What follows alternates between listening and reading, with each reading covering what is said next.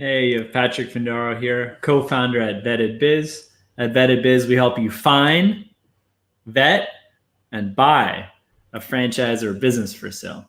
Today, we're going to focus on the vetting process for a franchise business. One of our analysts reviewed a franchise that has quite a funny name, Poop 911. It's in the pet waste removal sub-industry of cleaning and maintenance. It's a very unique business model with a low cost. Just want to talk a little bit about the brand. It started in Texas in 2005. So we're in 2001. It's been around for 16 years. It was originally under the name Hounds Mounds. And the company has 62 franchise locations and one corporate location. The unique thing about this business is there's zero franchise fee. This helps the franchisee recoup their capital faster than most franchises that charge an initial franchise fee, which I'd say is over 95% of franchises charge an initial franchise fee. The franchise costs per the item 7 of the 2020 FDD for Poop 911 are a range of $3,000 to $3,600 to $25,970. So roughly $4,000 to $26,000. And they grant territory to where there's populations of a minimum of 250,000 people. And they require a minimum of one vehicle for every 125 enrolled customers.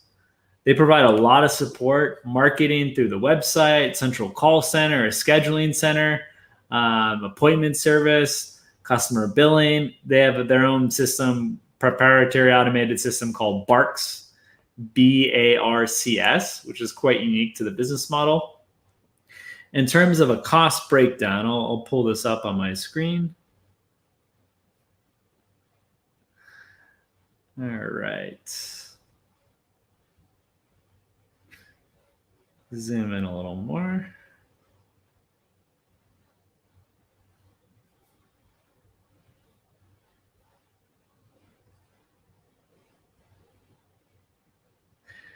So as I mentioned, roughly $4,000 to $26,000 to open up a Poop 911 franchise. And the cost breakdowns between rent, opening, advertising. The big thing is the vehicle. So anywhere $0 if you already own one to $15,000. I believe they do require that you wrap your vehicle. And then ongoing franchise costs of 23%, which is very high. But again, keep in mind, they handle the scheduling, a lot of the marketing, appointments. All of that is handled by the franchisors. So when you think about that, you're not paying a franchise fee and that they're offering a lot of support, probably makes sense in terms of where that rate is for the royalties. Doesn't require any local advertising. They're handling a lot of the advertising, which is huge, and lead generation. We went through the income statement for Poop 911, and they make a lot of money. The franchisor in 2019 made $10 million. So again, because of their central system, they're receiving the money from the customers that you would have as a franchisee, and then they make that payment to the franchisees.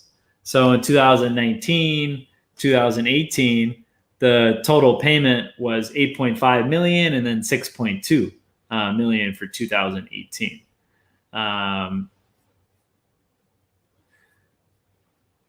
So calculating the average franchisee revenue, we divided the payments to the franchisees by the number of locations. So this would be the net revenue that they're getting. It is a little higher if you consider the actual revenue, but this is what the franchisee is receiving, and then they have their own costs in terms of in terms of labor costs and the vehicle maintenance, but not bad. Making on average $138,000, and you invested $15,000 into a franchise. It's really important talking to franchisees to understand, what level, they're having 1 employee, 2 employees, 3 employees, contractors versus W-2s, obviously also depending on the state in terms of labor law. But I really love to see that the gross increase was from 2018 to 2019 of 33%. And given the high adoption rate, given COVID and people are getting, are adopting and buying puppies at a very high rate, I could see that number just continuing to increase. So the average net revenue can be skewed because there's some that are in here that recently opened locations. And you have, for example, if the 61st franchise that opened in 2019 opened in December and there was only $700 of revenue, that's going to weigh down the average. So I'm sure there are franchises that are doing very well, 200,000, 300,000. It's important to talk directly to Poop 911 corporate as well as to franchisees in the system. But overall, in terms of the financial health of the parent company who's going to be supporting you with the bookings, the marketing, et cetera, pretty healthy in terms of the income statement.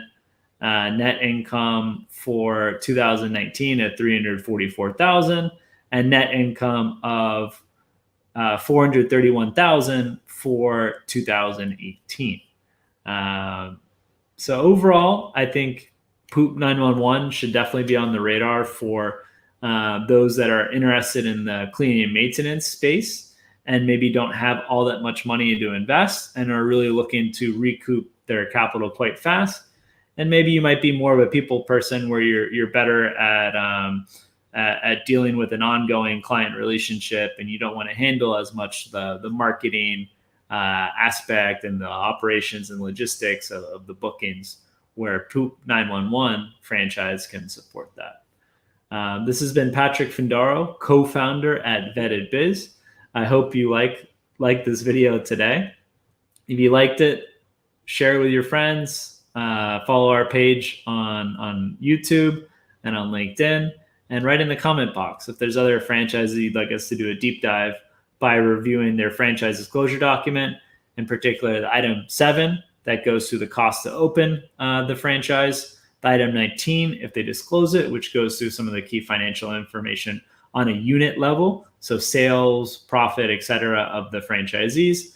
And then we go through the income statements and balance sheets of the franchisor, which is part of the FDD, somewhere between page 150 and 300, for example. So thanks a lot, and I hope you enjoyed this video.